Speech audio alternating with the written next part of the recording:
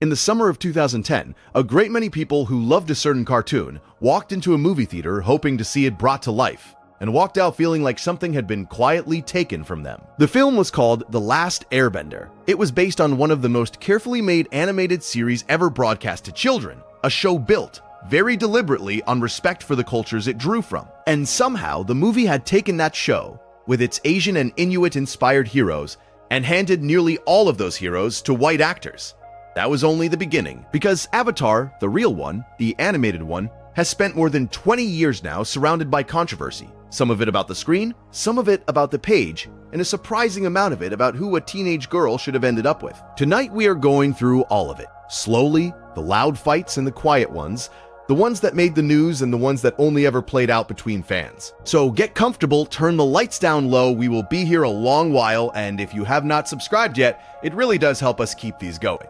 Welcome back to Pine Hat. Let us start with the movie, because the movie is where it gets loudest. But before the movie, a moment on the show itself.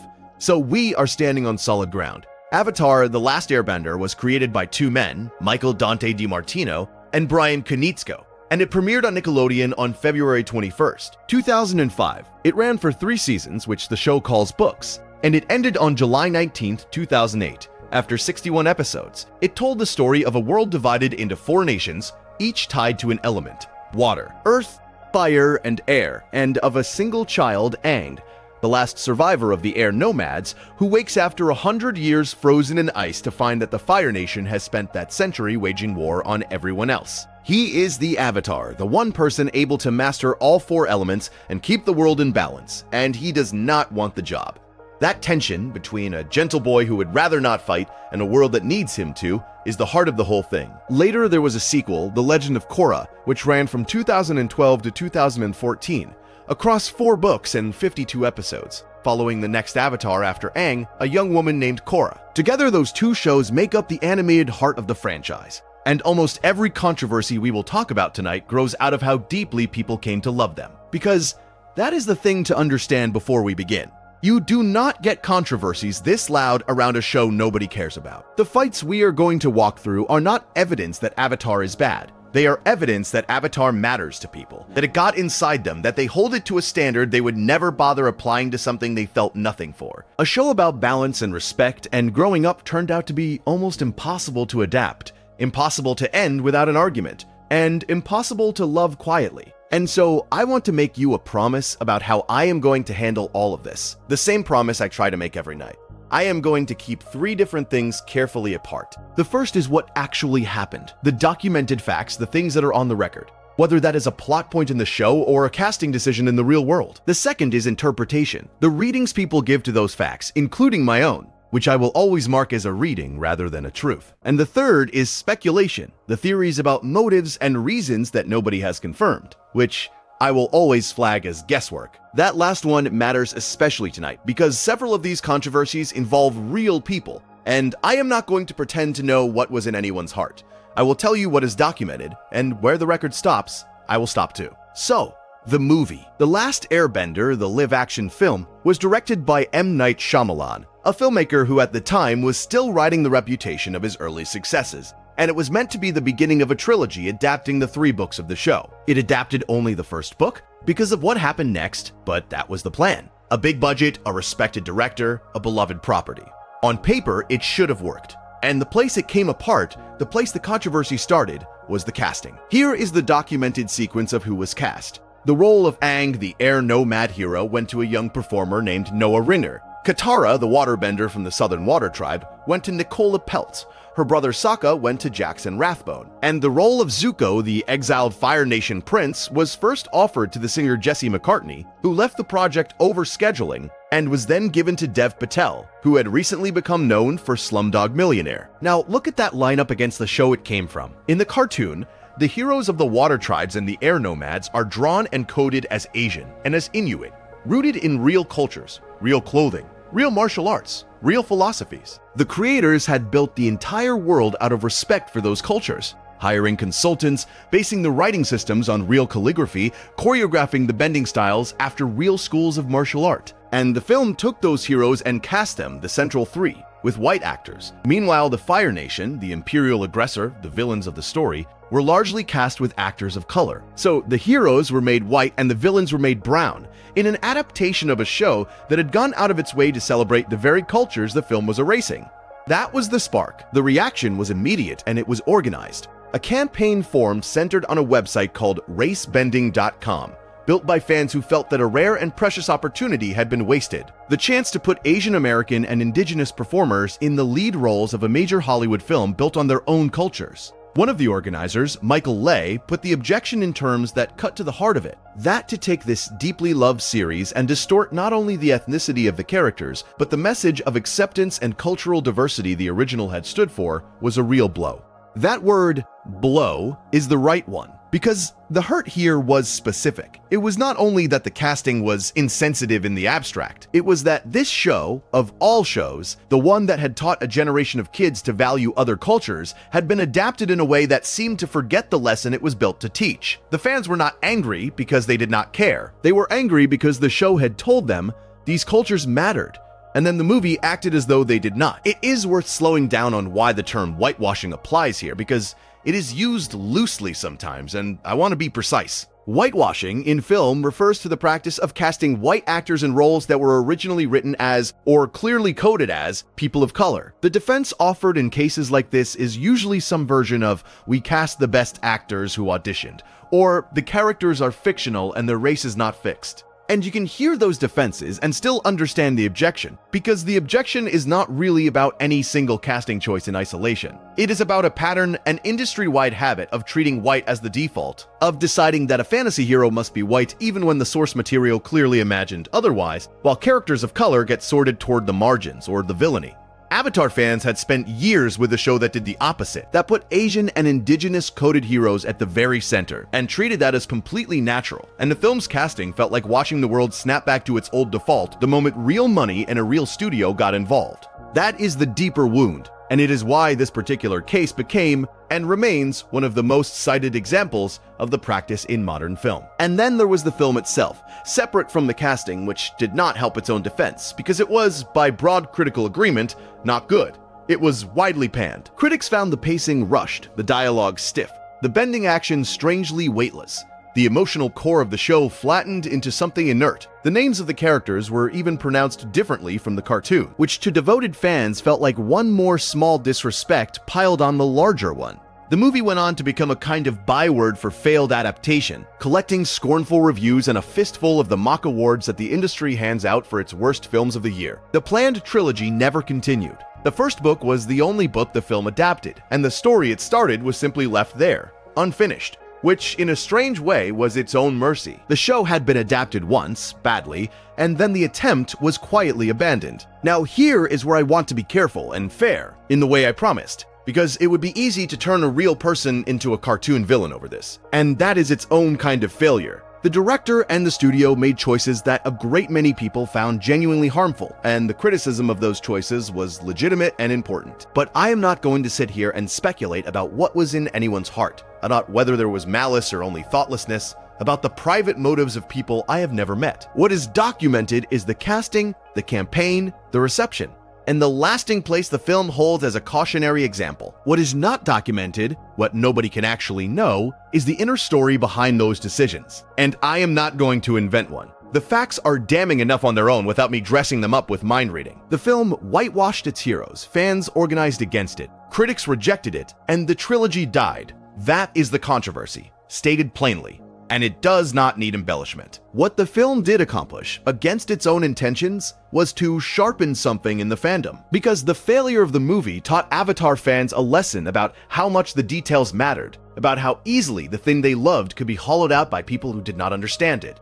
And that lesson made them fierce. It made them protective. It raised the standard for any future adaptation impossibly high. And it meant that the next time someone tried to bring this world to live action, they would be walking into a fandom that had already been burned once, and was watching every single decision with the wary eyes of people who had learned the hard way not to assume good faith. That wariness is the bridge to the next controversy, because it set the stage for what happened when Netflix announced years later that it was going to try again, This time with the blessing, at first, of the two men who had created the show in the first place. That story starts hopeful. It does not stay that way. When Netflix announced a new live-action Avatar, the thing that made fans cautiously hopeful was a single detail. The two original creators, Michael Dante DiMartino and Brian Konietzko, were going to be involved. They were attached as showrunners, as executive producers, the people who had built this world in the first place, finally given the chance to oversee a faithful translation of it to live action, and, in a sense, to correct the record after the film. Netflix made what was described as a public promise to support their vision. For a fandom still carrying the scar of 2010, that was the reassurance they needed. The right people were in charge. This time, it would be done with care. And then, in the middle of 2020, they left. Both of them. The way the public learned of it was through an open letter that DiMartino published on his own website, dated August 12, 2020, in which he explained that he and Konietzko had walked away from the project. The reason given was creative differences, that quiet industry phrase that can mean almost anything. But the creators did not leave it entirely vague.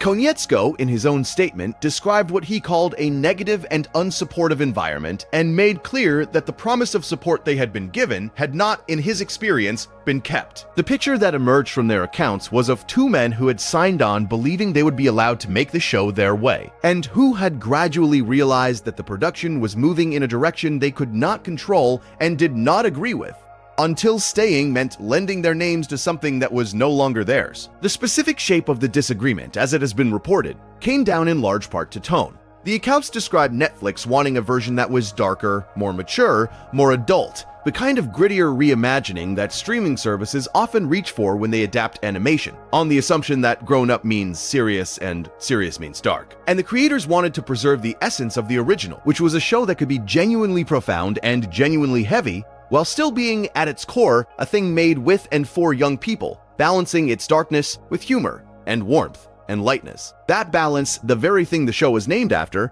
was apparently the thing at stake in the dispute. The creators felt the soul of Avatar lived in that balance, and they came to believe the production would not protect it, and so they did the thing that is much harder than it sounds.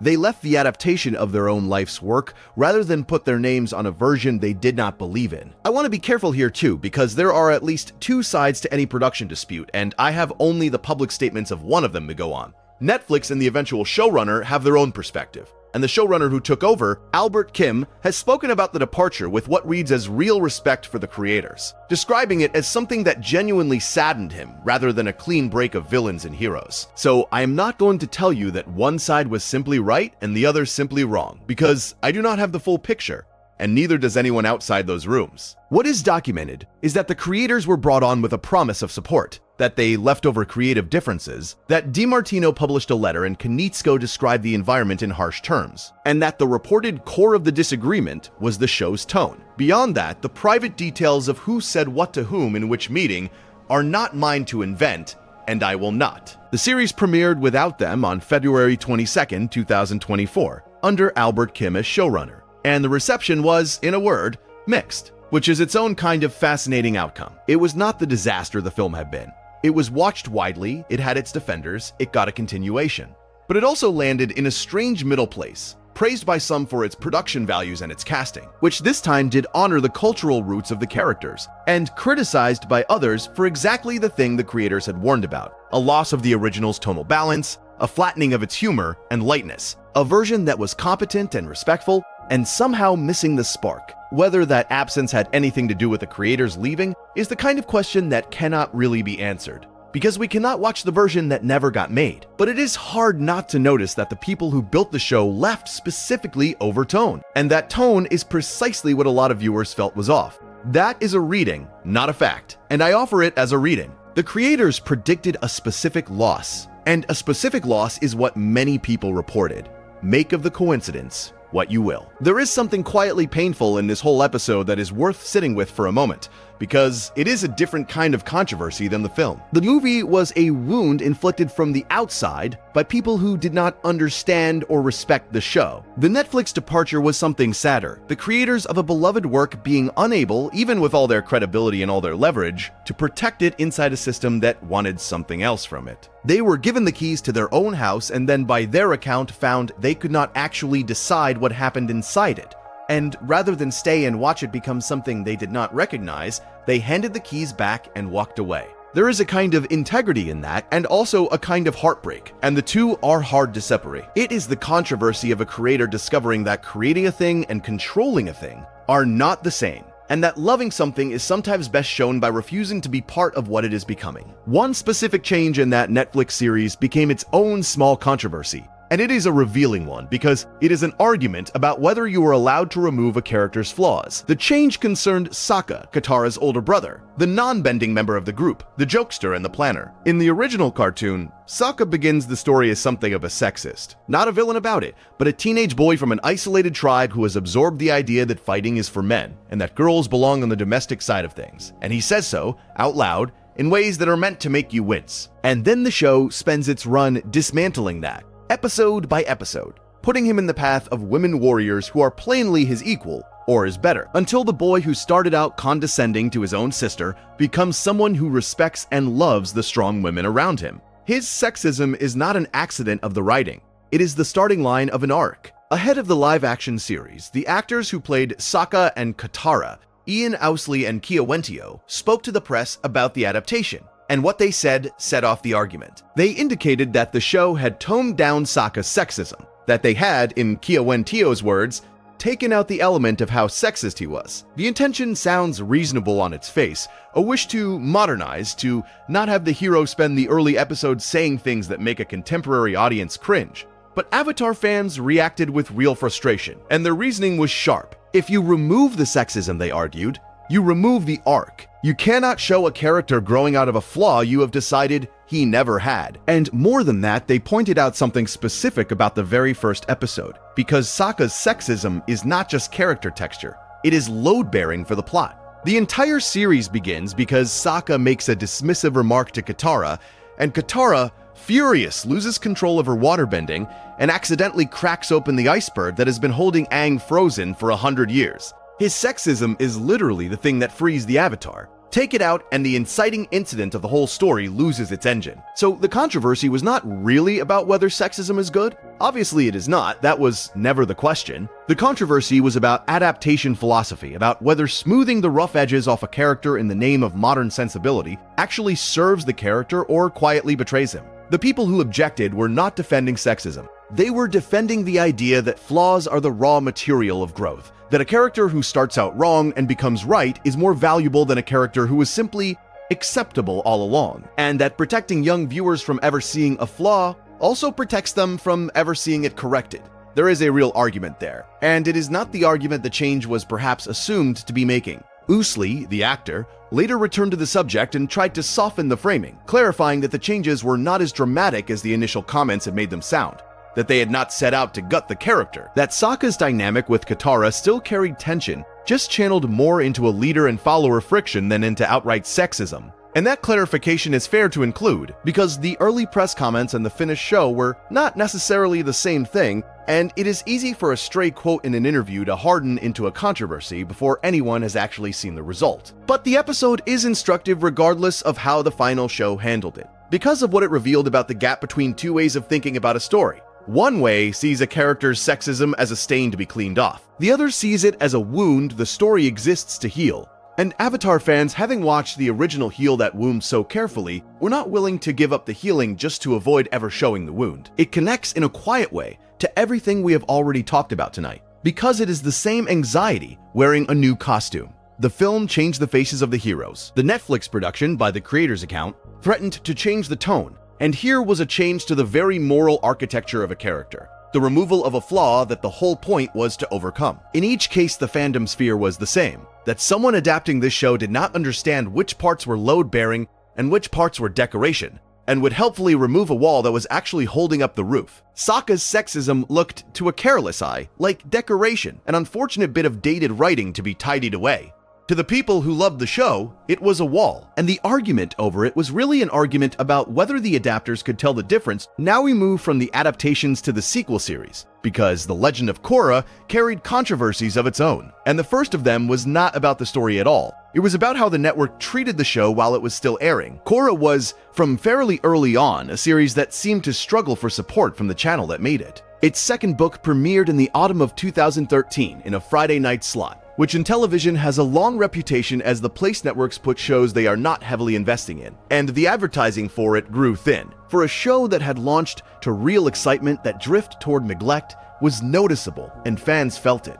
Then came the part that genuinely shocked people. During the third book, titled Change, the ratings slipped, and the network responded by pulling the show off the air partway through, with the remaining episodes left without a clear broadcast schedule. Compounding it, several episodes of that third book had leaked online ahead of their air dates. And the decision Nickelodeon reached, in the face of falling ratings and the leaks, was to stop airing the rest of the book on television altogether, and move it online, to be released digitally on the network's website. The back half of the show's final 2 books would reach its audience primarily through a screen that was not a television set at all. For a major animated series from a major network in that era, that was an extraordinary thing to happen. A kind of quiet demotion carried out in public. The budget was reportedly cut as well, which created real problems for the people making the show, who had to find ways to tell an ambitious story with less than they had been promised. Now, this is a place where I have to separate the documented from the speculated very carefully, because there are 2 stories told about why all of this happened, and only one of them is on the record. The documented story is the one I just gave you. Ratings fell, especially for the third book. Episodes leaked, the network pulled the show from broadcast and moved it online, and the budget was reduced. Those are the facts. The second story, the one that circulates widely among fans, is an explanation for why, and it is this: that the network grew uncomfortable with the show because of the direction the relationship between Korra and her friend Asami was taking, and that the move online was, in part, a way of quietly distancing the channel from a same-sex romance it did not want to feature prominently on its main broadcast.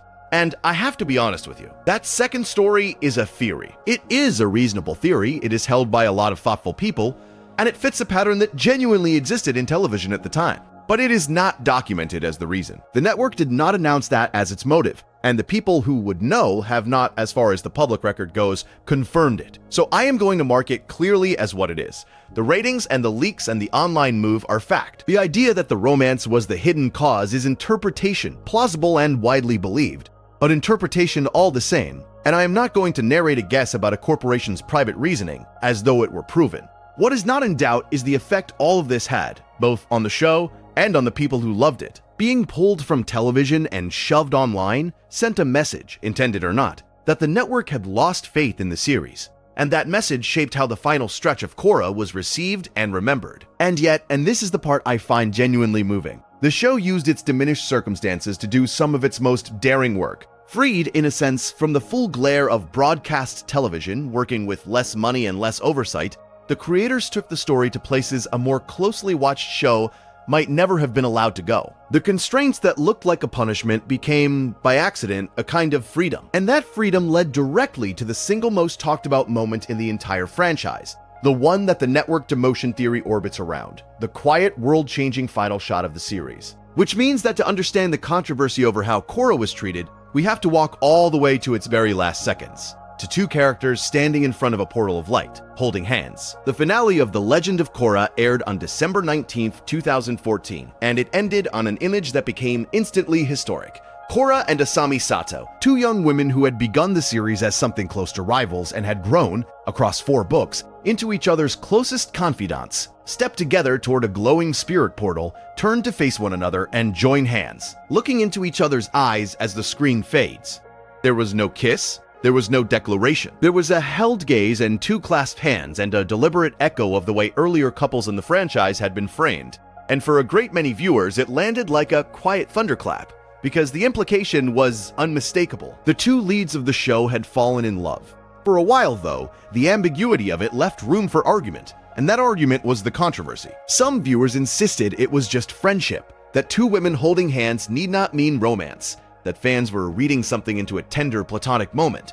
Others were certain of what they had seen. And into that uncertainty stepped the creators themselves, which is the part that makes this so well documented. DiMartino and Konietzko each published statements in plain language confirming that yes, the moment meant exactly what it appeared to mean. DiMartino wrote that their intention with the final scene was to make it as clear as possible that Korra and Asami had romantic feelings for one another, that the walk into the portal marked their evolution from friends into a couple. Konietzko went further and longer, writing a piece flatly titled "To Declare the Relationship Canon," telling readers they could celebrate it, or accept it, or get over it. However, they needed to react, but that there was no denying it. The creators did not hedge. They closed the door on the "it is just friendship" reading and stated, on the record, that the two women were in love. What makes the moment historically significant, and what fueled both the celebration and the criticism, is the context it happened in. This was a major animated series derived from a children's franchise on a children's network, ending on a same-sex romance between its two female leads, at a time when that was close to unheard of in that space. For countless viewers, especially young queer ones, it was a landmark the first time they had seen something like themselves placed at the emotional center of a story they loved, and treated not as a joke or a tragedy, but as the quiet, hopeful note the whole series chose to end on. That is, the celebration, and it is entirely earned. Korrasami, as fans named the pairing, became a genuine milestone in the representation of queer relationships in mainstream animation. But there was a criticism running alongside the celebration, and it is worth stating fairly, because it comes from within the community the moment meant the most to. The criticism was that the ending was too subtle, that after 4 books the relationship was confirmed only in a wordless final shot and then clarified in blog posts after the fact, rather than shown openly within the show itself. Why, some asked, did it have to be a held hand and a meaningful look, when heterosexual couples in the same franchise got kisses and declarations and whole arcs of explicit romance? Why did the confirmation have to happen on a website instead of on screen? And Konietzko, to his credit, addressed this directly in his own writing, reflecting that he had assumed certain things could not be shown openly, and then questioning that very assumption, recognizing that the limits he had taken for granted were themselves the product of a world that pushes non-heterosexual people to the margins. In other words, the subtlety was real, and it was shaped by the era and the network and the unspoken rules everyone was operating under. And the creators were honest enough to name that, rather than pretend the ending had been as free as they might have wanted. So the Korrasami controversy is really 2 debates layered on top of each other. The first, whether it was romantic at all, was settled definitively by the creators, and is no longer a live question. The second, whether the show went far enough or hid behind ambiguity, is a more lasting and more interesting argument. And it does not have a clean answer. Both things are true at once. It was groundbreaking, a real and brave step that opened doors for the more open representation that came after it. And it was constrained, shaped, and limited by what its makers believed they would be allowed to do, ending on a gesture where a louder show might have ended on a kiss. You can hold both of those at the same time, the gratitude and the wish that it could have been more, and most thoughtful fans do. And if the theory we set aside earlier is right, if the network really did grow cold on the show partly because of where this relationship was heading, then the quiet courage of that final shot becomes even more striking. 2 creators ending their series on the truth they wanted to tell, in the only register they felt they were allowed to tell it in, and then stepping outside the show to say plainly in their own voices what the network may not have wanted said at all. Not every Avatar controversy involved a network or a studio. The longest running fight of all happened entirely among the fans. And it was about romance, and it has never fully ended. It is the war between 2 ways the original series could have paired off its heroine, Katara. On one side stood the supporters of Katang, the pairing of Katara with Aang, the gentle avatar who had loved her almost from the moment he met her. On the other stood the supporters of Zutara, the pairing of Katara with Zuko, the brooding, conflicted Fire Nation prince whose long redemption arc kept throwing the 2 of them together in moments of high tension. And the argument between these 2 camps became one of the defining ship wars in the history of animation fandom. A conflict so heated and so prolonged that it spilled across forums and conventions and years. The case each side made tells you a lot about what people want from a story. The Katang side had warmth, history, and the text itself. Aang's feelings for Katara were established early and carried throughout. His devotion was constant and sincere. And theirs was a relationship built on kindness and shared idealism. The Zutara side had heat, contrast, and the electric pull of opposites. The sense that Katara and Zuko challenged each other, that their scenes together crackled with a tension the gentler pairing did not have, that there was something narratively irresistible about the waterbender and the firebender. The daughter of a people the Fire Nation had brutalized, and the prince trying to escape his own father's legacy. To the Zutara camp, the chemistry was undeniable and the pairing would have been the braver, more interesting choice. To the Katang camp, that was projection, reading romance into conflict, and the real love story had been there in plain sight the whole time. The series settled the question in its finale, where Aang and Katara come together as a couple, a pairing later confirmed and deepened by the sequel series, which establishes that they married and had children. Katang won in the sense that it became canon and Zutara did not. But the controversy did not die with the finale, and the reason it did not is genuinely interesting, because of what later came out about the writer's room. The official line from the showrunners has always been that Katang was the plan from the beginning, that Aang and Katara were always the intended couple, and that Zutara was never actually on the table as an ending. But that official line has been complicated by other voices from inside the production. Commentary released alongside the show, attributed to the writer Joshua Hamilton, indicated that Zuko was at one point considered as a love interest for Katara, that the writers and creators had toyed with the idea of the two of them falling in love. And years later, the writer John O'Brien, speaking on a podcast about the show, said that a Zuko and Katara ending was in fact brought up a lot in the writer's room, and that some members of the writing team genuinely pushed for it. So here is the delicate situation that keeps the fire burning. The people in charge say it was always Katang and Zutara was never real. People who were in the room say Zutara was discussed seriously and even advocated for. Both of those can be partly true at once, of course. It is entirely possible that the showrunners always knew where they were headed while individual writers argued for a different road, that the idea was discussed without ever being the actual plan. But the existence of those contradicting accounts gave the Zutara side something they could hold on to forever, evidence that their reading was not pure fantasy, that the pairing they saw had been seen by the writers too, that in some other version of the show it might have been real. A ship war can never fully end when one side can point to the writers themselves and say, "You considered it. We were not imagining things." There is one more piece the creators offered that complicates the romance in a different direction, and it is worth including because it shows the conversation was not simple. The showrunners have described the early dynamic between Katara and Aang in terms that gave some fans pause, characterizing it as the situation of a younger kid having a crush on an older girl, with Katara initially relating to Aang almost as a babysitter relates to a child, loving him but not in a romantic way at first. For some viewers, that framing made the eventual romance feel a little uneasy, raised questions about the gap between them, the difference in maturity, the way the relationship had to travel from something almost parental to something romantic. It is one more thread in the long argument, one more reason the pairing that won the war still gets relitigated,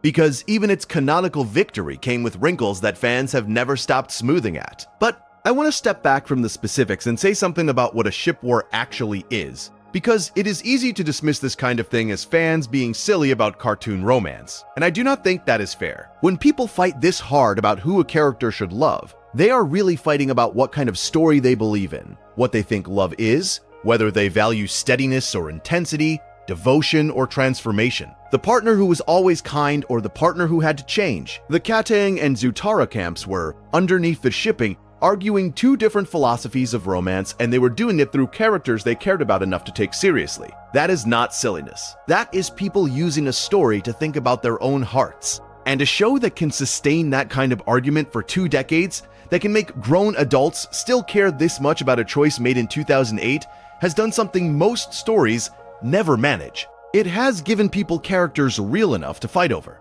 The ship war is a controversy, yes. It is also a monument to how alive these characters became. Now, let us turn inward, to the controversies that live inside the story itself. The choices the show made that fans have argued about ever since, and the biggest of those is how it chose to end. The entire series builds toward a confrontation between Aang and the Fire Lord, Ozai the man waging the war, and the show sets up a genuine moral problem in the final stretch. Aang is an air nomad, raised in a culture of deep pacifism, taught that all life is sacred, and everyone around him, his friends, his mentors, the spirits he consults, tells him the same hard thing, that to end the war he will have to kill Ozai, that there is no other way. Aang cannot accept this. He spends the run-up to the finale in real anguish, searching for a path that lets him save the world without violating the most fundamental principle of who he is. He does not want to become a killer, even of a tyrant, and the show gives him a way out. In the finale, Aang encounters an ancient creature, a lion turtle, an enormous being from the deep past of the world, which grants him knowledge of a forgotten power. When the final battle comes, Aang defeats Ozai in combat, enters the Avatar state,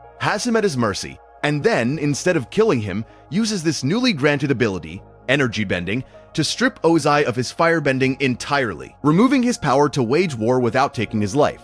The tyrant is defeated, disarmed, left alive but harmless. Aang keeps his principles intact and still saves the world.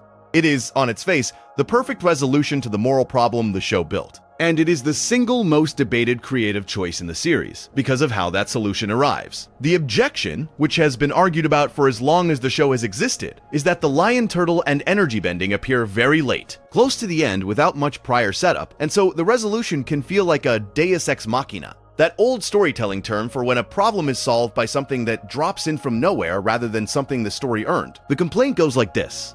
For most of the final season, the show presents Aang's dilemma as a genuine and possibly unsolvable conflict between his pacifism and his duty. It makes you believe he might actually have to choose to either kill and betray himself or refuse and fail the world. And then, at the last moment, a giant ancient creature he has never met hands him a third option that nobody knew existed, and the agonizing dilemma the show spent so long building simply dissolves. Critics of the ending argue that energy bending should have been seeded earlier, treated as a mythic possibility built up over time, so that its arrival felt like a payoff rather than a rescue. As written, they say, it lets Aang off the hook a little too neatly, resolving a wrenching moral question with a convenient new rule. The defense of the ending is just as thoughtful, and I find it persuasive, though I will mark that as my own reading. The defenders argue that the point was never really the mechanism, it was Aang's character. The lion turtle offers the power, but it also tells Aang that using it requires something specific, an unbendable spirit, the absolute refusal to let his own will be corrupted. In the moment of truth, with Ozai beaten and the easy path being simply to end him,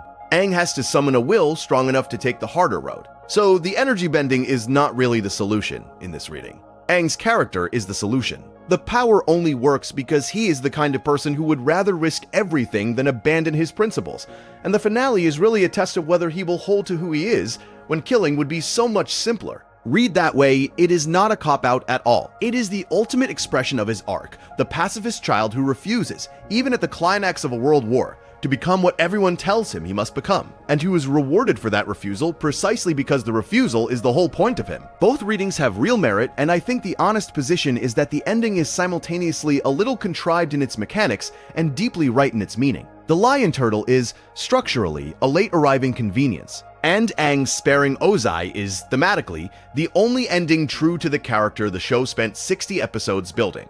Those two things are both true, and the reason the debate never dies is that people weight them differently. If you care most about tight plotting, the convenience bothers you. If you care most about character and theme, the rightness overwhelms the convenience. The show asked a genuinely hard question: can you save the world without killing? And then it answered yes, but only if you are pure enough to deserve the answer. Whether that answer was earned or handed to him is the argument, and it is a good argument, the kind only a show that took its own moral stakes seriously could possibly provoke. You do not argue this hard about the ending of a story that did not make you believe its dilemma was real. There is an episode near the end of the third book that provokes a quieter but deeper argument, and it is one of the darkest things the show ever did. It is called The Southern Raiders, the 16th episode of the final book, which first aired on July 17th, 2008. And it is about revenge. Years before the story begins, Katara's mother, Kia, was killed in a Fire Nation raid on her village. Katara was a small child, and in this episode, Zuko, newly joined to the group and desperate to earn Katara's trust, offers her something nobody else can. He helps her track down the man who did it, the Fire Nation commander responsible for her mother's death, a man named Yon-Ra. The episode is built around a single terrible question. When Katara finally stands in front of the man who murdered her mother, what is she going to do? What happens along the way is part of why the episode unsettles people. To find and reach Yon-Ra, Katara uses bloodbending, the show's most disturbing power, the ability to control the water inside another living body, and puppet a person against their will. She had learned it earlier from a bitter old woman, and had recoiled from it then. Here, driven by the intensity of her purpose, she uses it on a man to subdue him, seizing control of his body. The show does not flinch from how horrifying this is, the heroine reaching for a violation of another person in pursuit of vengeance, and it is meant to disturb you, meant to show how far the desire for revenge can push even someone as kind as Katara. And then she finds Yon-Rayar, and the show does something braver than either obvious option. Yon-Rayar confronted is revealed to be a pathetic, sniveling old man, cowering, offering up the life of his own mother to save himself. He is not a worthy target for the towering hatred Katara has carried for years, and Katara, standing over him with all the power in the world to end him, does not. She cannot bring herself to kill such a miserable creature. But, and this is the part that matters, the show refuses to call this forgiveness. Katara is explicit. She does not forgive him. She will never forgive him. She simply chooses not to become a killer over him. not to let him turn her into something she does not want to be. She spares his life while withholding her forgiveness. And those are not the same thing, and the episode is careful about the difference. The forgiveness she does offer in the final moments is to Zuko, the person who helped her and who represents the possibility of change. Yonrashi leaves alive and unforgiven, walking away from him without granting him the peace of absolution. The controversy the argument fans have runs in a few directions at once. Some viewers found the resolution profound, one of the most mature treatments of revenge and grief ever put in a children's show, precisely because it refused the easy lessons. It did not have Katara kill her way to catharsis, and it did not have her tearfully forgive a man who had earned no forgiveness. It found the harder, truer middle, that you can decline to become a murderer without pretending the wound was healed. That sparing someone is not the same as absolving them. That you can let go of the act of revenge while still holding on to the truth of your anger. Other viewers found it unsatisfying in the opposite way, wishing the show had let Katara have her vengeance, or wishing it had gone all the way to forgiveness, uncomfortable with an ending that leaves her hatred intact. And underneath both reactions sits the bloodbending, which a lot of viewers simply found too dark, a step into genuine horror that sat uneasily with the show's overall tone. I will offer my reading and mark it as that. I think The Southern Raiders is one of the most honest things the show ever made, and that its refusal to resolve cleanly is the whole point. Real grief does not resolve cleanly. The murder of a parent does not get healed by either killing the killer or hugging him. It just becomes something you carry, and the most you can hope for is to carry it without letting it poison who you are. Katara walks away from Yanra still grieving, still angry, but not a killer, and that is not a tidy ending, it is a true one. The show trusted its young audience with the idea that some wounds do not close, that mercy and forgiveness are different things, and that choosing not to do harm is sometimes the most you can manage and is enough. That is a lot to put in front of children, and the fact that people still argue about whether it went too far or not far enough is a sign that it touched something real. Comfortable episodes do not start arguments that last for 15 years. There is a controversy that is not about something the show did wrong, but about something it never did at all. A question it asked, and then, for years, refused to answer. It concerns Zuko's mother, Ursa. Early in the series, we learn that Zuko's mother vanished when he was young, disappeared under mysterious circumstances tied to the brutal politics of the Fire Nation royal family. And the loss of her is one of the deep wounds that shaped him into the angry, broken young man we meet. The show returns to this. It matters. And in the final moments of the entire series, after the war is won, Zuko goes to visit his defeated father in prison and asks him one question, the question that has haunted him the whole time. Where is my mother? And the screen cuts to black. The series ends, we never find out. The show closes on its most personal mystery deliberately unanswered, the question hanging in the air forever. For years, that was simply where it stood, and fans were divided about it. Some found the open ending poetic, the right note to leave a character on, a wound that did not need to be neatly closed. Others found it maddening, a thread the show had pulled on repeatedly and then refused to tie off, a promise of an answer that never came. The Mystery of Ursa became one of the most discussed loose ends in the franchise, the great unanswered question of Avatar. And then, eventually, it was answered, not on screen but on the page.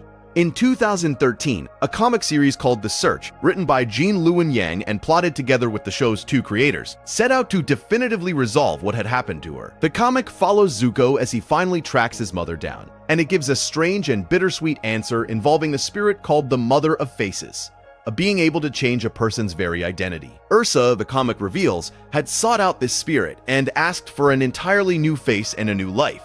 A change so complete that it erased her memories of her old existence, including her memories of her own children. When Zuko finds her, she does not know him.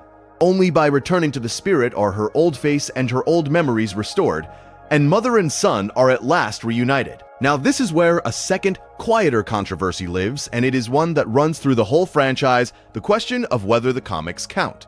Because The Search is officially canon, it was made with the creators, it is the authorized continuation, and it provides the real answer to the question the show left open. And yet, for many fans, an answer that arrives in a comic book years later does not feel the same as an answer the show itself delivers. There is a divide between the people who treat the comics as fully part of the story, every bit as real as the episodes, and the people who hold the animated series as the only true text and regard everything after it as a kind of optional appendix. This is not unique to Avatar. Every franchise that expands into other media faces it, but Avatar feels it sharply because so many important things happen in those comics. The fate of Ursa, the continuation of relationships, the political aftermath of the war, the threads connecting the original series to Korra. If you accept the comics, the story is much larger and more complete. If you do not, the show stands alone, full of questions it chose never to answer. And there is a real argument on both sides, which is why it persists. The case for the comics is simple. They were made by the creators, so they carry the creators' authority, and a story does not stop being real just because it changes format. The case against is more about feel than fact. The sense that the experience of the animated series is self-contained, that its silences and its open endings were artistic choices, and that rushing to fill every silence with a later comic can flatten the deliberate ambiguity the show built. When the series cut to black on Zuko's question,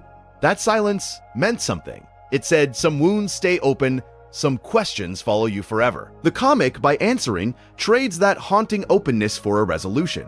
And whether that trade is a gift or a loss depends on what you wanted from the ending in the first place. I will give you my reading and mark it as mine. I think both the silence and the answer are valuable, and that you are lucky to get to choose which one you live with. If you want the haunting version, the show gives it to you. A son asking after his lost mother into a darkness that never replies. If you want the healing version, the comics give you that. A reunion hard-won and strange and ultimately tender. The controversy assumes you must pick one as the real ending, but I am not sure you do. You can let the series end on its question and still know, somewhere, that the question was eventually answered with kindness. That is a rare thing for a story to offer. Two valid endings to the same thread. One for the part of you that needs mysteries, and one for the part of you that needs closure. The argument over which is canon is real, but you, the person watching, get to keep both. The sequel series did something to the original hero that some fans have never quite forgiven it for.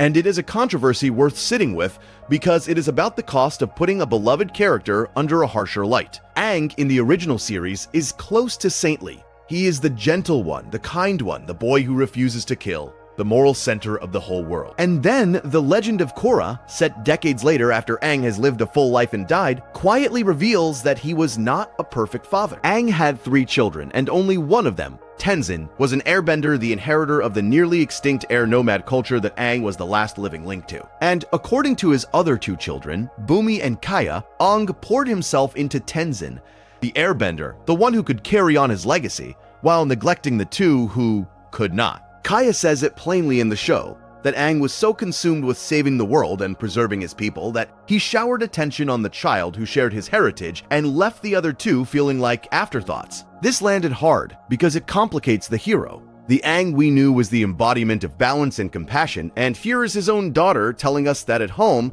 in the role that matters most quietly, he fell short. He let his mission, the preservation of the air nomads, crowd out his fairness as a parent. He favored the child who reflected his purpose and made that child the bearer of his legacy. And the other 2 grew up in the shadow of that favoritism, carrying a resentment they were still working through long after he was gone. The show does not present this as a small thing. It gives Bumi and Kia real hurt, and it lets that hurt sit before eventually allowing the 3 siblings a measure of closure later on, at the Air Temple, where they finally talk through the old wounds. Some fans rejected this outright. They felt it was a betrayal of the character, an unnecessary tarnishing of a hero who had earned his place, a sequel reaching back to stain something that had been pure. Why, they asked, take the kindest character in the franchise and reveal him, after his death when he cannot even answer for it, as a flawed and partial father? Others, and I count myself among them, found it one of the bravest and most honest choices the sequel made, because the truth it tells is a deep one.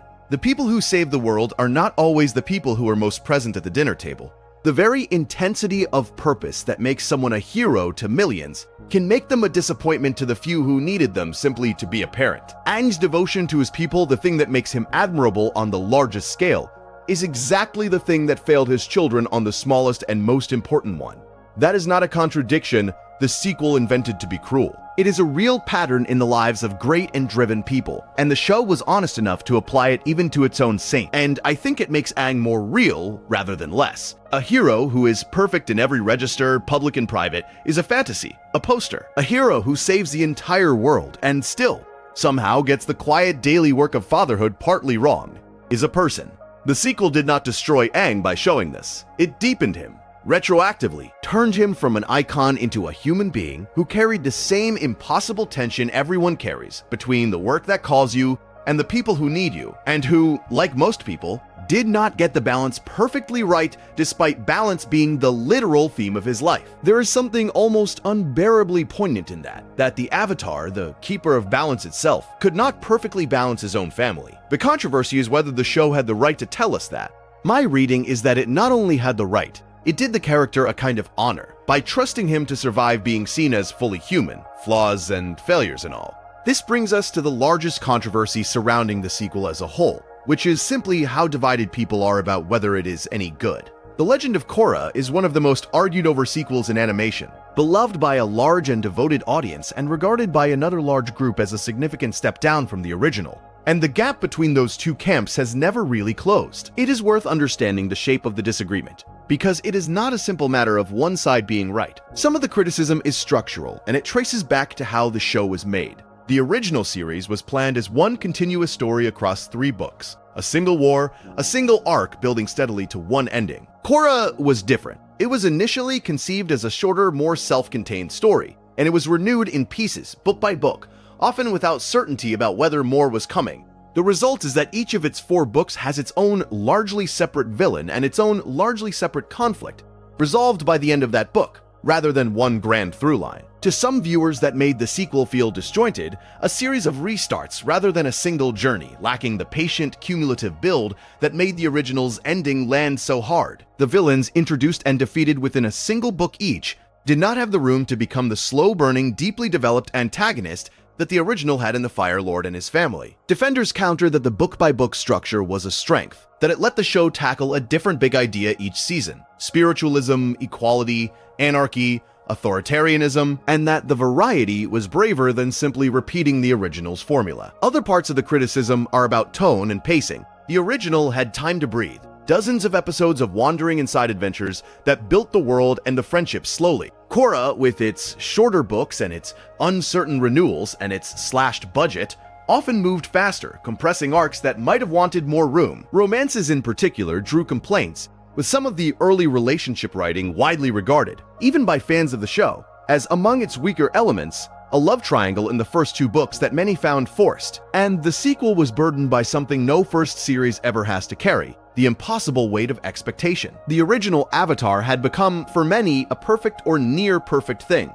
and any sequel was going to be measured against a memory that had only grown more golden with time. That is a standard almost nothing could meet. And some of the disappointment with Korra is really disappointment that it was not, and could not be, the exact feeling of watching the original for the first time again. But here is the case for the defense, and it is strong. Korra attempted things the original never did. It aged its hero up, telling a story about a young adult rather than a child.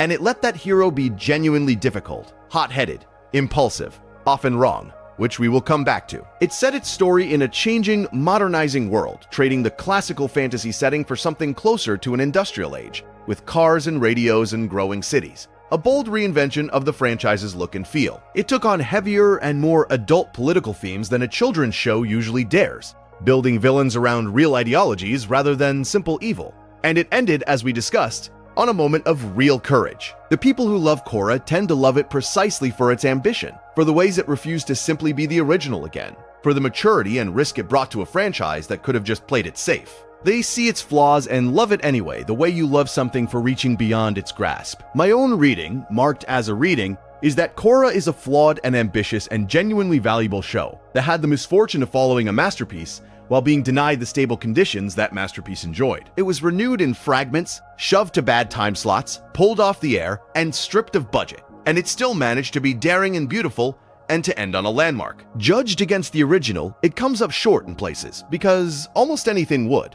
Judged on its own terms as the story of a different kind of avatar in a different kind of world, made under real duress, it is a remarkable piece of work. The controversy over whether it is good is, I think, mostly a controversy about which of those 2 yardsticks you reach for. Hold it against the perfect memory of the original, and you will find it wanting. Meet it where it actually is, and you will find a great deal to admire.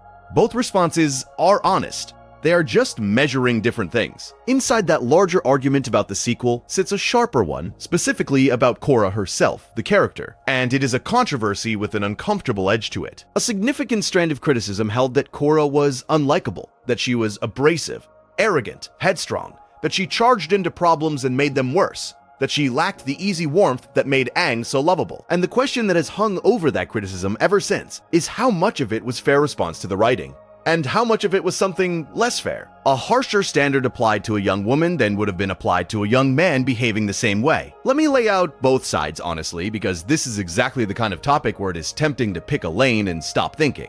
On one hand, some of the criticism is straightforwardly about craft. Korra is written deliberately as a different kind of hero from Aang. Where he was reluctant and gentle, she is eager and combative. She is the avatar who loves being the avatar, who leads with her fists, who struggles with the spiritual and patient side of the role precisely because she is so physical and so impulsive. That is a harder character to warm to immediately than a sweet pacifist child, and a viewer can dislike that without any hidden motive. Difficult protagonists are a legitimate thing to bounce off of. On the other hand, it is genuinely worth asking why a brash, cocky, mistake-making hero reads as inspiring or charming in so many male characters and as off-putting in a female one. Plenty of beloved heroes across fiction are arrogant and reckless and wrong a lot, and audiences forgive them, even adore them for it. The suspicion, and I will mark it as a suspicion rather than a proven fact, is that some portion of the Korra is unlikable discourse was powered by a double standard. An unconscious expectation that a heroine be more pleasant, more agreeable, more immediately likable than a hero is required to be. I cannot prove what was in any individual critic's mind, and I will not pretend to. But the pattern is worth naming because it recurs across fiction far beyond this one show. What complicates the unlikable reading most powerfully, though, is where the show takes her, because Korra's arc is, in the end, one of the most serious depictions of trauma in any work aimed at young people. By the fourth book, Korra has been through genuine hell. She has been poisoned, broken, physically and psychologically wounded by her enemies. And the show does not wave it away. It shows her in the aftermath, struggling with what is recognizably post-traumatic stress, unable to fully access her power,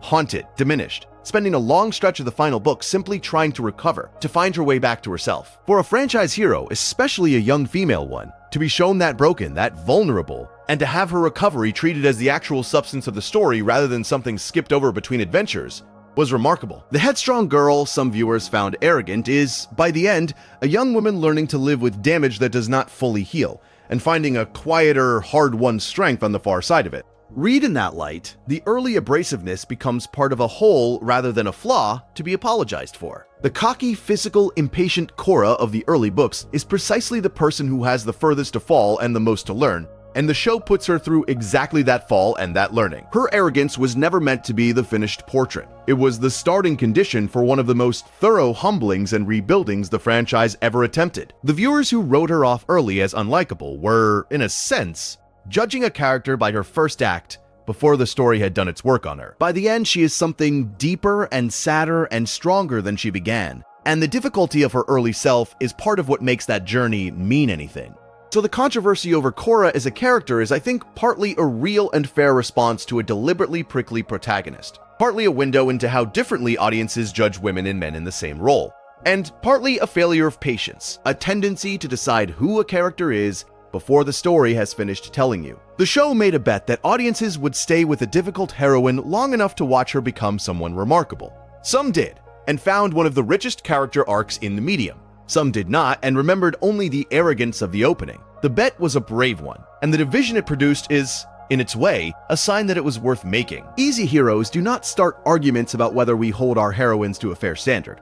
Korra did, just by existing, and that conversation outlived the show. There are smaller debates too, the kind that never make headlines but simmer in the fandom for years, and a few of them are worth gathering up here. One is about the romance at the very heart of the original series, the way Aang and Katara finally come together. For all that Katang won the Great Ship War, even some of its supporters admit that the resolution of it felt a little rushed, that after seasons of slow build, the actual coming together arrived in a rush at the very end, a kiss in the final moments after a story that had kept deferring it. There is an earlier moment during a play that the characters watch about their own adventures, where Aang, frustrated, kisses Katara and is rebuffed, and the timing of the eventual payoff against that awkward earlier beat has been picked over endlessly. It is a small thing, but small things are what devoted fans polish. And the question of whether the central romance was paced well or fumbled at the finish is one the fandom has never fully put down.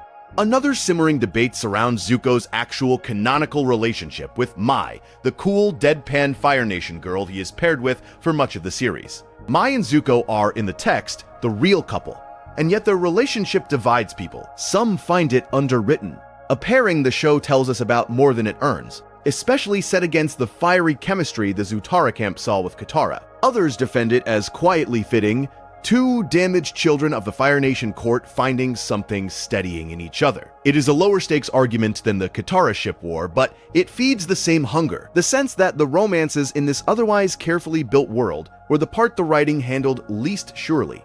The one area where a show that nailed almost everything else left real room for dispute. And then there is the genocide, which is not really a controversy so much as a quiet astonishment at how dark the show was willing to be. The entire premise rests on an atrocity. The air nomads, Aang's people, the gentle pacifist monks who raised him, were wiped out, deliberately and completely, by the Fire Nation while Aang was frozen in the ice. He wakes 100 years later to discover that his entire culture, every person he knew, has been exterminated. And in one of the series' most harrowing early moments, he finds the remains of the monk who raised him, Gyatso, surrounded by the bodies of the soldiers he fought to the end. This is a children's cartoon, and its foundational event is a genocide, depicted with real weight, returned to again and again as the wound that defines its hero. Some have asked whether that was too heavy for the intended audience, but most who love the show point to it as exactly the kind of seriousness that made it matter. The refusal to pretend that a story for kids cannot hold real grief, real loss, real history. The air nomad genocide is the dark foundation the entire bright, hopeful, balanced world is built upon, and the show never lets you fully forget it. These smaller debates share something with the larger ones, and it is the thing I keep circling back to tonight. None of them are arguments people have about a show they found forgettable. You do not relitigate a kiss, or defend a side couple, or marvel at the darkness of a backstory for a story that washed over you and left no mark. Each of these little controversies is a place where the show pressed hard enough on someone that they are still, years later, pressing back. The romance debates are people who cared which heroes ended up together. The genocide discussion is people reckoning with how much a kid's show dared to make them feel. They are all, in their different sizes, the fingerprints of a story that got under people's skin and stayed there, generating friction precisely because it generated love. And the largest of those frictions, the ones that turned the sequel into a battleground of ideas rather than just a battleground of taste, were about something bigger than romance or backstory. They were about politics, about the kind of world Korra was actually arguing for, and that is where we turn next. The Legend of Korra did something its predecessor mostly did not. It built its villains out of real political ideas, and in doing so, it walked straight into arguments about what the show was actually saying. The original series had a fairly clean moral structure, an imperialist nation waging an unjust war, and a hero trying to stop it. Korra traded that clarity for something messier and more modern, and the mess is where the controversy lives. Consider the antagonist of the first book, a masked man called Aemon, who leads a movement known as the Equalists. The Equalists are built around a genuine grievance. In the world of the show, people who can bend the elements hold most of the power, and those born without bending, the ordinary non-benders, can find themselves shut out, looked down on, living in the shadow of people with abilities they will never have. Amon gives that resentment a voice and an organization, promising a world made equal. And he wields a terrifying power, the ability to take a person's bending away permanently. For a while, the show lets you feel the real force of the Equalist complaint, the legitimate unfairness at its root. And then it reveals that Amon is a fraud and a hypocrite. He is not a non-bender at all. He is secretly one of the most powerful benders alive, using the forbidden art of bloodbending to fake his power and pursue his own ends. His egalitarian crusade built on a lie. And here is the controversy. A lot of thoughtful viewers felt that this twist undercut the very idea the show had raised, by making the leader of the equality movement a lying, power-hungry bender in disguise. The argument goes, the show quietly discredited the movement itself, suggesting that the grievance of the non-benders was just a tool cynically exploited by a villain rather than a real injustice demanding a real answer. The show raised a genuine question about inequality and then, some say, dodged it, by making the person asking the question a fraud, so that defeating him felt like resolving the problem when really the underlying unfairness was never addressed at all. Others defend the choice, arguing that a leader being a hypocrite does not make the followers' grievance false, and that the show was making a subtler point about how real injustices get hijacked by people seeking power. But the discomfort is real and it recurs, because the same pattern shows up again with later villains. each one built around an idea, an anarchist, an authoritarian, each one defeated in a way that some felt resolved the person without ever resolving the idea. The fourth book sharpened this further with its final villain, Kuvira, a military leader who unites the fractured Earth Kingdom by force, a figure coded with clear echoes of real-world fascism and totalitarianism. The strong man who brings order through domination and the crushing of dissent. Kuvira, too, emerges from a real problem, a kingdom that had fallen into chaos and genuinely needed stability. And she, too, represents a terrifying answer to a real question. And again, the show faced the same charge, that it was better at dramatizing dangerous ideologies than at articulating what the right alternative actually was. That it kept building villains around the failures of the existing order without ever quite showing what a just order would look like. To some, this made Korra politically muddled, raising big questions about power and equality and order, and then resolving them with a fight rather than an argument. To others, it made the show brave, willing to engage with real political ideas in a children's program at all, to suggest that the world is genuinely complicated and that even monstrous people often start from real grievances. I will offer my reading. I think Korra deserves enormous credit for raising these questions and genuine criticism for how it sometimes resolved them. It is rare and valuable for a show aimed at young people to take seriously the idea that inequality breeds revolution, that order can curdle into tyranny, that the line between a freedom fighter and a tyrant can be terribly thin. Korra put those ideas on the screen and trusted its audience to grapple with them. But the criticism is fair too, because raising a hard question and then defeating the person who raised it is not the same as answering it. And the show did sometimes reach for that shortcut, letting a villain's personal corruption stand in for a refutation of the villain's cause. The honest verdict is that Korra was more ambitious about politics than almost any show like it, and that its ambition outran its answers. It asked questions too big for it to fully resolve, which is a far more interesting failure than never asking them at all. A show that leaves you arguing about equality and power and order years later has done something most entertainment never even attempts. It just did not, and perhaps could not, tie those arguments off, and the loose ends are part of why people are still pulling at them. We should return, before the end, to the subject we started with, representation, because the conversation around it did not stop with the 2010 film. It evolved, and the evolution is its own quiet story. When the Netflix series finally arrived in 2024, it did, on the most basic level, fix the film's original sin. The heroes were cast with Asian and indigenous performers, the cultural roots of the world were treated with visible care, and the casting that had caused such pain a decade and a half earlier was not repeated. On that specific question, the lesson had been learned. The years of fan pressure, the campaigns, the long memory of the race-bending movement had actually changed how the next adaptation was made. That is worth marking, because it is rare to be able to point at a controversy and say, the people who objected were heard, and the thing they objected to was not done again. But the conversation around the franchise and the cultures it draws from is more complicated than a single casting question, and it has never fully resolved, because it sits on a genuine tension. Avatar is a world built with deep love out of Asian and indigenous cultures, their philosophies, their martial arts, their clothing, their spiritual traditions, and it was created by two American men who do not come from those cultures. For most fans, the show is a model of how to borrow respectfully, of appreciation done right, careful, researched, reverent.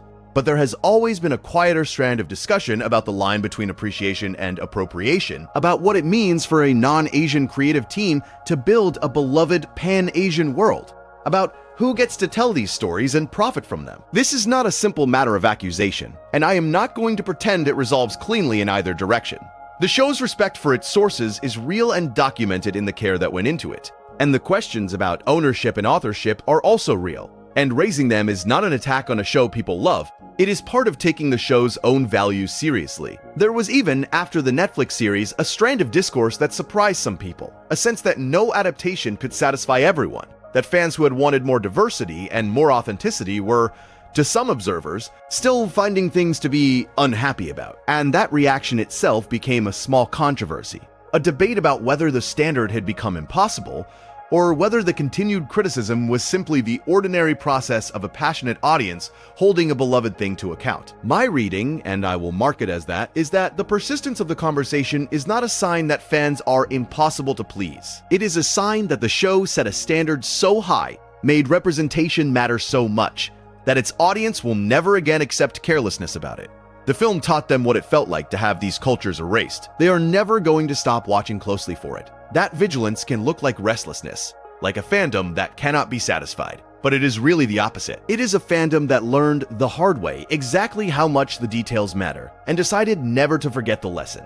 A show about respect produced an audience that demands respect and keeps demanding it, and that is not a flaw in the audience. It is the show's deepest value still working years later in the people it raised. The most recent controversies are not about anything that has gone wrong, but about anxiety over what might. Because the franchise has entered a new era of expansion, and expansion always makes a careful fan nervous. A dedicated studio now exists specifically to make more Avatar, and it has more than one project in motion.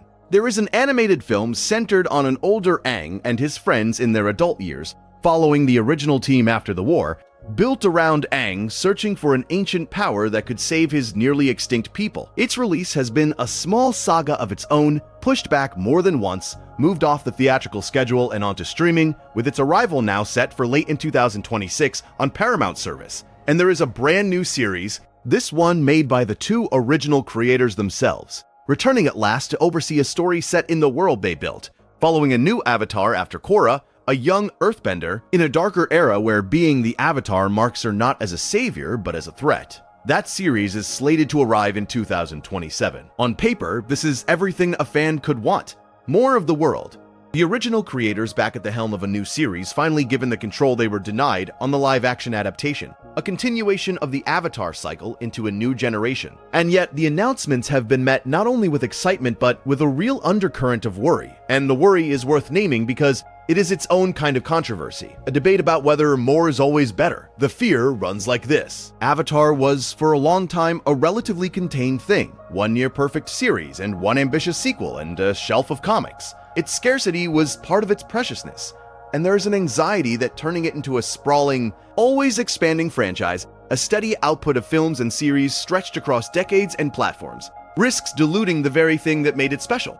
That a world can be loved into thinness, every gap filled, every era explored, until the mystery and the restraint that gave it power are gone. This is not a complaint about any specific project, because most of them have not even arrived yet, and several of them, especially the new series from the original creators, carry real promise. It is an anxiety about a pattern, the way beloved properties in this era rarely get to simply exist and end. The way they get expanded and continued and monetized until the audience's love is tested by sheer volume. Avatar fans watched it happen to other franchises, the slow exhaustion of a thing they once treasured.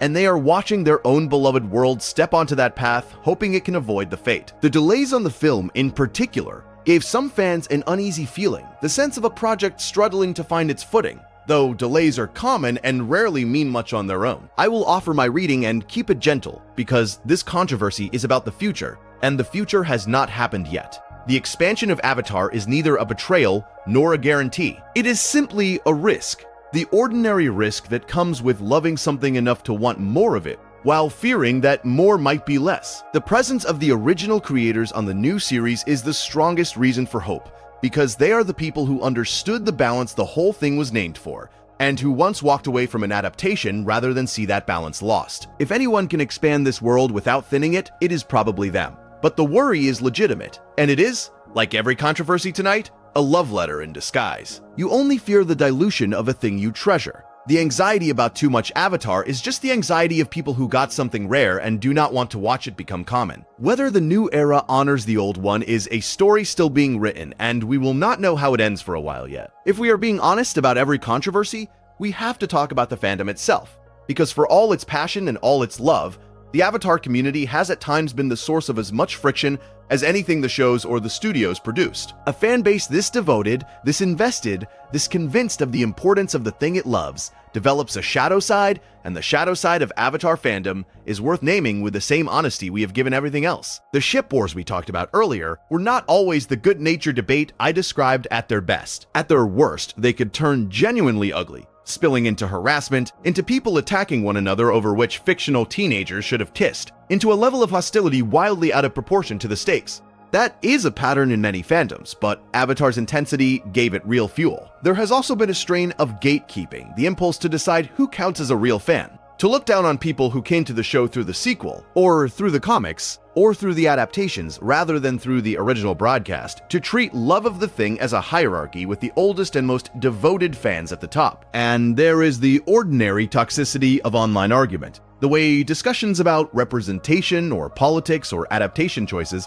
discussions that matter and deserve care, can curdle into pile-ons and bad faith and cruelty. None of this is unique to Avatar, and I do not raise it to single out this community as worse than others, because it is not. I raise it because it is part of the honest picture and because it connects to the deeper thing we keep finding. The same intensity of feeling that makes this fandom capable of organizing a years-long campaign against a whitewashed film, of holding studios accountable, of keeping a show culturally alive for 2 decades, is the same intensity that, pointed in the wrong direction, becomes harassment over a ship or gatekeeping over who belongs. Passion does not come with a built-in moral compass. The energy that protects a beloved thing and the energy that attacks a stranger over it are, disturbingly, the same energy, just aimed differently. And a fandom as passionate as this one has produced both the beautiful and the ugly, sometimes from the very same people on the very same day. There is a particular irony here that the show itself would have understood, because it is, at bottom, a failure of balance. Avatar is a story about balance above all else, about the danger of any element or any impulse running unchecked, about the need to temper passion with wisdom and force with restraint, and a fandom that loses its balance, that lets its love for a story about balance tip over into imbalance, into cruelty and tribalism and gatekeeping, has in a sense failed the central lesson of the thing it claims to love most. The show asked its viewers to value harmony, to distrust their own extremes, to see the humanity in the people on the other side. And the fandom, at its worst, forgot all of that in the heat of an argument about cartoons. The controversy of the fandom is, in the end, a controversy about whether the people who love a story can live up to it.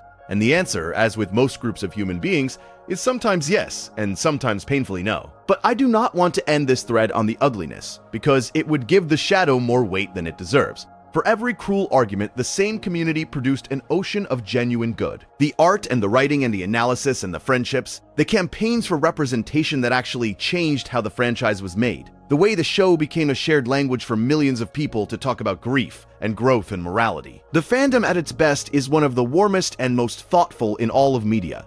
And that warmth is the rule, not the exception. The toxicity is real and worth naming, but it is the minority shadow of something overwhelmingly bright. A community this size contains everything, the worst of people and the best, and the honest accounting includes both, while remembering which one actually defines the place. Not every controversy is a fight. Some are quieter disagreements about whether the show got something right. And one of the most interesting concerns Toph, the blind earthbender who joins the group in the second book, because she is held up both as one of the finest examples of disability representation in animation, and occasionally as a complicated one. Toph is blind from birth, and she perceives the world by sensing vibrations through the earth with her bending, a kind of seismic sight that lets her navigate and fight with extraordinary skill. She is not a victim. She is not pitiable. She is the strongest earthbender in the story. Brash, confident, funny, utterly independent, and she spends much of her arc rejecting the overprotection of a family that treated her blindness as a fragility to be managed. For countless viewers, especially disabled ones, she was a revelation, a disabled character defined not by her limitation, but by her power and her personality, who happened to be blind and who was never reduced to it. And yet there is a thoughtful strand of discussion that complicates the praise, and it is worth hearing. It points out that Toph's blindness is, in a sense, cancelled out by her power. Her earth sense works so well that she navigates the world nearly as effectively as a sighted person, which means the show rarely has to engage with the actual lived texture of blindness. The real friction and adaptation of moving through a world not built for you. This touches a broader pattern that disability advocates have a name for, the tendency in fiction to give a disabled character a compensating superpower that effectively erases the disability, so that the character is inspiring precisely because their disability barely cost them anything. And the show does sometimes treat Toph's blindness as a source of comedy, the joke where she cannot see something everyone else can, which some find affectionate and others find like the disability being picked up and set down for convenience. Real when it is funny and forgotten when it is inconvenient. I want to hold both of these honestly, because they are both true and they do not cancel out. Toph is genuinely groundbreaking representation. A blind girl who is the toughest, most capable person in the room, whose story is about claiming independence from people who underestimated her, meant an enormous amount to a lot of viewers, and still does. And it is also fair to notice that her power smooths away most of the actual experience of blindness, that the show wanted the symbol of a strong disabled hero more than it wanted to sit with the daily reality of disability, and that those are different things. The honest verdict is that Toph is a wonderful character and an imperfect piece of representation, and that those two facts live comfortably together. She opened a door, showed a generation that a disabled character could be the coolest person in the story, and she did it in a way that, looked at closely, sidesteps some of what disability actually is. Both of those can be said with respect. It connects to the franchise's representation story more broadly, which is mostly one of real achievement shadowed by real complication. The diverse, culturally rich world.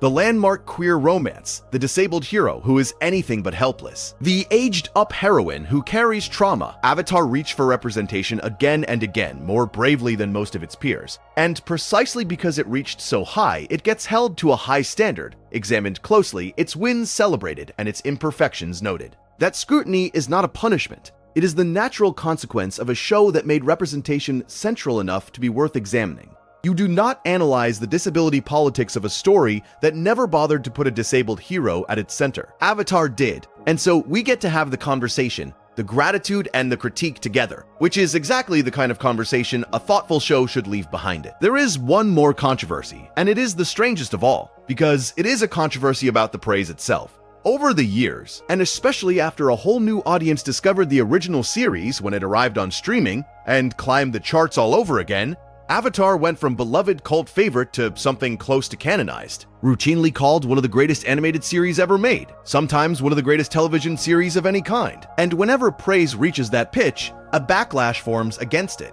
because that is simply what happens to anything universally adored. So a small but real strand of discussion grew up around a contrarian question. Is Avatar actually that good? Or has it been inflated by nostalgia and repetition into something larger than it really is? The case for the backlash, stated fairly, goes like this. The show is excellent, the skeptics say, but excellence is not the same as perfection, and the constant ranking of it as the single greatest thing ever animated starts to feel less like criticism and more like a reflex. They point to the early episodes, which are lighter and more formulaic, more of a standard adventure cartoon than the masterpiece the show later becomes. They point to the romance writing we already discussed. They point to the way a generation that watched it as children now defends it as adults, and they wonder how much of the towering reputation is the show itself, and how much is the warm glow of having grown up with it. The way the things we loved at 12 become, in memory, flawless. It is, they argue, a very good show being asked to carry the weight of being the best, and almost nothing can carry that weight without starting to look overrated simply by being overpraised. The case against the backlash is just as fair. The show's reputation, its defenders point out, has not been built only by the people who watched it as children. It keeps winning over new viewers who come to it fresh as adults, with no nostalgia at all, and find it genuinely extraordinary, which is not what happens to things that are merely riding sentiment. They point to the actual craft, the long character arcs that pay off across dozens of episodes, the moral seriousness, the world building, the way it handles grief and war and forgiveness with a maturity rare in any medium, let alone children's animation. The praise, they argue, is not nostalgia inflating a good show into a great one. It is recognition slowly catching up to a show that was always great and was underestimated at first precisely because of the form it took. A cartoon for kids on a children's network, the kind of thing critics were trained not to take seriously. My reading, and it is only a reading, is that the backlash is mostly a reaction to the volume of the praise rather than to the show itself. Avatar is not flawless. Its early episodes are lighter, its romances are uneven, its sequel is divisive, and it carries all the imperfections we have spent the night cataloging. And it is also, genuinely, one of the finest things its medium has ever produced. A show that did with animated television what few believed the form could do. Both are true. The mistake the canonization makes is to sand off the flaws in the rush to crown it. The mistake the backlash makes is to treat the flaws as evidence that the crown is undeserved. The honest position is the one the show itself would probably counsel, a kind of balance, holding the greatness and the imperfection at once, loving the thing without needing it to be perfect, which is, when you think about it, the most Avatar way possible to feel about Avatar. So let us stand back and ask the question all of this has been circling. Why does a show about balance, about harmony, about the gentle resolution of conflict, attract so much conflict around it? We have walked through a whitewashed film, a creator walkout, a fight over a character's flaws, a network burying its own show, a landmark romance argued over for being too quiet, a ship war that has lasted 2 decades, debates over how a war should end and whether a girl should avenge her mother, arguments about politics and representation, and disability and the very praise the show receives. That is an enormous amount of friction for a story whose whole moral is the avoidance of friction. Why? The first answer is the simplest. You only get this much controversy around something people love this much. Indifference produces no arguments. Every fight we have discussed tonight is a measure of how deeply Avatar got inside people, how high a standard they hold it to, how much they need it to be handled well. The film hurt because the show mattered. The ship war raged because the characters felt real. The political debates happened because the show was brave enough to raise real political questions. Controversy, in this sense, is not the opposite of love. It is one of love's loudest expressions, the sound a fandom makes when it cares too much to let anything slide. The second answer is about the gap. The same gap we find under so many beloved shows. Avatar looks, from the outside, like a children's cartoon. And it is, in truth, a serious work of art about war and genocide and grief and morality and growing up. That gap between the modest form and the enormous substance is where controversy breeds. Because people kept underestimating the show, kept treating it as lighter than it was, kept making decisions about it in studios and in writers' rooms and in adaptations that failed to grasp how much it actually carried. The whitewashed film, the tonal misjudgments, the smoothed over flaws were all, in a way, the same mistake. The mistake of treating a profound thing as a trivial one. And the fans who knew exactly how profound it was fought back every time because they could see the substance the others kept missing. And the third answer is the one I find most beautiful, and it is about the subject of the show itself. Avatar is about balance. And balance is not the absence of conflict. That is the thing people misunderstand about the word. Balance is not peace and quiet and everyone agreeing. Balance is the active, ongoing, never finished work of holding opposing forces in tension without letting any one of them win completely. The show knew this. Its whole world is built on 4 elements in perpetual tension, on the Avatar's endless job of keeping them in balance. A job that never ends because balance is not a destination, it is a practice. And the controversies around the show are, in a strange way, the show's own theme playing out in the real world. Fans pulling against studios, one reading pulling against another, the demand for representation pulling against the realities of how it gets made, love pulling against criticism. None of it resolves because it is not supposed to resolve. It is supposed to stay in tension, to keep being argued, to keep being balanced and rebalanced by people who care. The controversies are not a betrayal of the show's message. They are the show's message, alive in the only place it could really be tested, which is among the human beings who took it to heart. That is why none of these arguments have ended, and why none of them should. A show about balance produced a fandom locked in permanent, loving, exhausting balance, forever pulling against itself, forever refusing to let any single reading or any single decision win completely. It is messy and it is sometimes ugly, and it is in the deepest sense exactly what the show was about. The arguments are the legacy. The fact that we are still having them, 20 years on, is the proof that the thing worked. We are near the end now, so let your attention loosen because the work of the night is mostly done and there is nothing left you need to hold on to. We have walked through a great deal of conflict, and I want to leave you somewhere gentler than where all that conflict lives, because the controversies, for all that we have given them 3 hours, are not actually the heart of this thing. They are the weather around it. The heart is the show, and the show is, underneath every argument, a story about a frightened child learning to carry an impossible responsibility with kindness. And that story is still there, unchanged, no matter how loud the fights around it get. Think about what survives all of this. The film failed, and the show is fine. The fans fought about who should kiss whom, and the characters are still exactly as lovable as they ever were. The sequel divided people, and Korra is still standing in front of that spirit portal, holding the hand of someone she loves. The studios made their mistakes, and the creators made their stand, and the fandom argued itself hoarse. And through all of it, the actual work, the 61 episodes of the original and the 52 of the sequel and the quiet truths they told about war and forgiveness and growing up, simply remained. Available to anyone who wants to sit down and watch a gentle boy refuse to become a killer, or a broken young woman find her way back from trauma, or a banished prince slowly choose to become good. The controversies are loud, but the thing they orbit is quiet, and the quiet thing is what lasts. And there is something restful in remembering that, because it is true of most of the things we argue about. The arguments are real and they matter, but they are rarely the center. The center is usually something simpler and steadier that the arguing circles without touching. Avatar will be argued about for as long as people love it, which is to say for a very long time, and none of that arguing will lay a finger on the actual show, which will go on being exactly what it is, balanced and serious and kind, waiting on a shelf or a screen for the next person who needs it. The controversies belong to us, the audience, the studios, the era.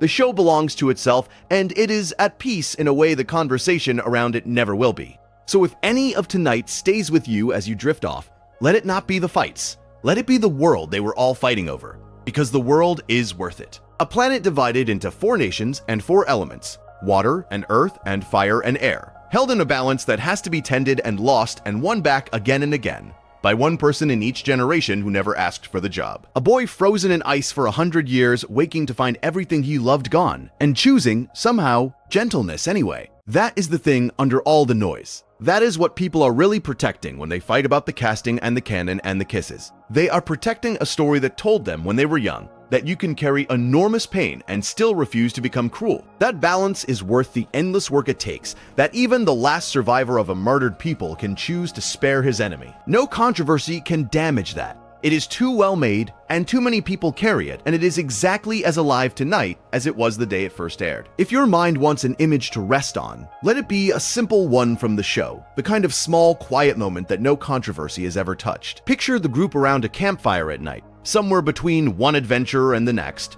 The war still out there in the dark, but held off for an evening. Aang and Katara and Sokka and Toph and Zuko, the unlikely family the story slowly assembled, sitting together in the firelight, teasing each other, telling stories, being for a little while just a handful of tired kids who have found each other in the middle of something enormous. No bending battle, no Fire Lord, no grand destiny pressing down. Just the fire and the dark and the company, the small warmth that the whole vast war was, in the end, being fought to protect. That is the thing the show understood better than almost anything, that the point of all the cosmic struggle was never the struggle. It was the campfire. It was the ordinary evening among people you love that the fighting exists to make possible. Every battle Aang ever fought, every burden Korra ever carried, was in service of the simple, unglamorous goal of a world where children could sit around a fire at night without fear. The balance the Avatar maintains is not an abstraction. It is this: the quiet evening, the safe dark, the friends close by. And when you strip away all the controversy, all the studios and the ship wars and the canon debates, what you are left with is a story that spent its whole length insisting that this small warmth was the most important thing in the world, worth any struggle, worth the Avatar's entire lonely life. There is a reason this show became the thing people put on to fall asleep, the thing they return to when the world feels heavy. And it is not really about the bending or the battles. It is that the show is, underneath everything, deeply kind. It believes that people can change, that the broken can heal, that enemies can become family, that even the worst wounds do not have to make you cruel. It believes in forgiveness without pretending forgiveness is easy. It believes in balance without pretending balance is peaceful. And it offers all of that in a voice gentle enough to fall asleep to, which is exactly what we have been doing in a sense all night, resting inside a story that was always, at its core, trying to reassure us that the struggle is worth it and the warmth is real. So let the arguments fade now. Let the film and the walkout and the ship war and the canon disputes all dissolve into the dark, because they were never the point, and they were never going to follow you into sleep anyway. Let what stays be the campfire, the gentle boy who would not kill, the young woman who came back from being broken, the banished prince who chose, against everything, to be good. The world held in balance by people who never asked for the job and did it anyway, out of love, for the sake of quiet evenings exactly like this. 1. That is the thing worth keeping. That is what was under all the noise the whole time, and it is still there, and it always will be, waiting for you whenever you want to return to it. It is worth saying, before we close, that the controversies we walked through tonight did not stay contained within this one franchise. They rippled outward, and some of them genuinely changed things, which is a strange and quietly hopeful note to end on. The whitewashed film became, over the years, one of the single most cited cautionary tales in all of Hollywood. A shorthand that gets invoked every time a studio considers erasing the heritage of a character. A permanent example held up in argument after argument about who gets to play whom. The campaign that fans built against it helped seed a broader movement, a vocabulary, a refusal to accept whitewashing quietly, that outlived the film entirely, and shaped conversations about casting far beyond Avatar. A bad movie, in the end, did some good, by becoming the thing nobody wanted to be compared to. The quiet final shot of Korra rippled too. For a major animated series to end on a same-sex romance, however subtly, and then for its creators to step forward and confirm it plainly, helped crack something open. The shows that came after, the ones that could be more open, more explicit, less afraid, were walking through a door that Korra had pushed against when pushing was still genuinely risky. The criticism that it was too subtle was fair, but the subtlety was the cost of being first. And being first is how the door gets open for everyone who comes after to walk through it standing taller. Representation advances in steps, and that final shot was a real step, and the steps that followed it were possible partly because it was taken. Even the arguments that never resolved, the ship wars and the canon debates and the endless relitigating of the ending, did something. Because they kept the show alive in the culture for 2 decades, passed from the original audience to a new one and then another, never allowed to fade into the past because there was always another argument to have about it. Another reason to go back and rewatch and check. A show that people stop talking about disappears. A show that people cannot stop arguing about becomes immortal. The controversies, exhausting as they could be, were a kind of life support. The constant friction that kept the thing warm and present and refused to let it become a fond, forgotten memory. Avatar is still here, still discovered by new people every year. Partly because it was never allowed to settle into the quiet of the fully agreed upon and the safely concluded. So the controversies are not just the weather around the show. They are part of its footprint in the world. The marks it left on the industry and the conversation and the culture. The ways a single animated series about balance ended up tilting things. A little toward better casting and braver representation and a higher standard for everyone. Not bad for a kid's cartoon that a lot of people at the start did not think to take seriously at all. It changed what its medium was allowed to be, and it changed some of what its industry was willing to do. And it did all of that while telling a gentle story about a boy who did not want to fight. The arguments were the price of mattering that much. And mattering that much was the whole improbable achievement. And maybe that is the quiet lesson to carry out of all of this, if A Night About Controversies can be said to have a lesson. It is that loving something and being critical of it are not opposites. The people who fought hardest about Avatar, who organized against the film and argued about the romances and debated the politics and held the representation to account, were not the show's enemies. They were its truest friends, the ones who took it seriously enough to demand that everyone else do the same. We are sometimes taught that to love a thing means to defend it from every criticism, to wave away its flaws, to treat any complaint as an attack. But the Avatar fandom at its best showed a better way, a kind of love that holds a thing to its own highest standard precisely because it believes the thing is capable of meeting it. That is not a lesser love, it is a deeper one, because the show asked for exactly that. It was a story about balance, about holding opposing things in tension without collapsing into either one, and the healthiest way to love it turns out to be balance too, devotion and critique held together, gratitude for what it got right, and honesty about what it did not. You can think the original series is one of the greatest things ever animated and still wish the romances were better. You can treasure the Korrasami ending and still wish it had been braver. You can adore Aang and still accept that he was an imperfect father.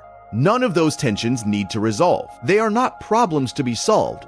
They are just what it looks like to love something with your eyes open, which is the only kind of love that actually lasts. The fans who could hold both, the love and the criticism, are the ones still here, 20 years on, neither worshipping the show blindly nor having abandoned it in disappointment, but carrying it with them, flawed and beloved, exactly as it is. That is a good thing to know how to do, and it reaches well past cartoons. The things and the people we love most are never perfect, and the choice is never between flawless devotion and bitter rejection. There is a third way, the balanced way, where you can hold what you love and see it clearly at the same time, where criticism is a form of care and not a withdrawal of it. Avatar, of all things, a children's show about element bending, turns out to be a quiet masterclass in exactly that, both in the story it tells and in the way its best fans learn to love it. And if you take nothing else from these 3 hours, that would be a gentle thing to fall asleep holding. The idea that you are allowed to love something and still want more from it, and that doing both at once is not a betrayal, but the truest balance there is. Avatar: The Last Airbender began as a quiet animated series that a lot of people did not expect much from, and it became one of the most beloved, most debated, most influential stories its medium has ever produced. A show whose controversies were only ever the shadow cast by how much light it gave off. It taught a generation about war and peace and grief and forgiveness. It changed how its industry thought about casting and representation, and it did all of it while remaining, at heart, a gentle story about a boy who chose kindness when the whole world told him he could not afford to. The fights around it will go on, because the love around it will go on, and the two have always been the same thing wearing different faces. Thank you for spending this long, quiet night here with me, going slowly through all of it, the loud and the soft, the angry and the tender. I hope it carried you somewhere restful. I hope, wherever you are warm and safe and held in a little balance of your own tonight. If you enjoyed the video, make sure to subscribe, and I'll see you in the next one.